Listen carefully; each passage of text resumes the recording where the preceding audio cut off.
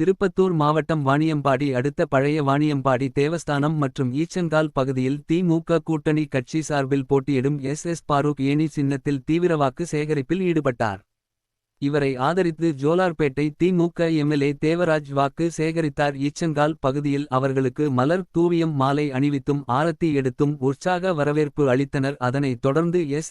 பாரூக் அவர்கள் பேசியது, எனக்கு வாக்களித்தால் வெற்றி பெற செய்தால் அடிப்படை வசதிகள் அனைத்தையும் செய்து தருவேன் என கூறினார். ஊராட்சி மன்ற தலைவர் ஏழுமலை செய்த அனைத்து பணிகளையும் சுட்டிக்காட்டி வாக்குகளை சேகரித்தார். நிகழ்ச்சியில் ஆலங்காயம் மத்திய ஒன்றிய செயலாளர் அன்பு, ஊராட்சி மன்ற தலைவர் ஏழுமலை, தண்டபாணி, பூபதி, திமுக மற்றும் அதன் கூட்டணி கட்சியின் நிர்வாகிகள் உடன் இருந்தனர்.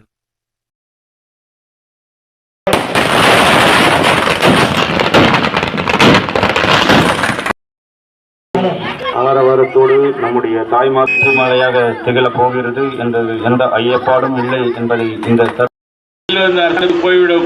நீங்கள் மறவாத என்னையும் மீண்டும் இந்த முறை எனக்கு ஏணி சின்னத்தில் வாக்களித்து வெற்றி பெற செய்து எனக்கு சட்டமன்றத்துக்கு அனுப்பி வைப்பீர்களே. ஆனால் உங்களுடைய எந்த குறை இருந்தாலும் அந்த குறையை என்னுடைய ஆர்வலர் அண்ணன் தேவராஜனுடைய வழிகாட்டல்படி உங்களுக்கு சேவை செய்ய காத்திருக்கிறேன்.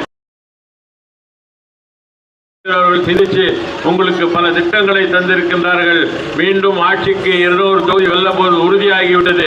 அந்த உறுதியின் காரணமாக அவர் வந்தவுடனே உங்களுக்கு சுய உதவி குழுக்களுக்கு 5 லட்சம் ரூபாய் வட்டியில்லா கடன் தரேன்னு சொல்லியிருக்காங்க. 2வது மகளிர் உரிமைத்தொகை 2000 சொல்லியிருக்காங்க. 3வதாக இல்லத்த அரசிகளுக்கு 8000 ரூபாய் கூப்பன் தரேன்னு சொல்லியிருக்காங்க. நிச்சயமாக இந்த வேலையெல்லாம் திராவிட மாடல் ஆட்சியில் தான் நடக்கும்.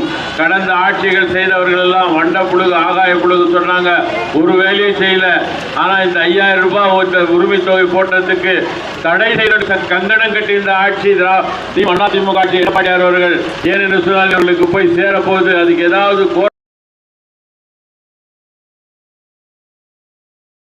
கொடுத்த நாயகரின்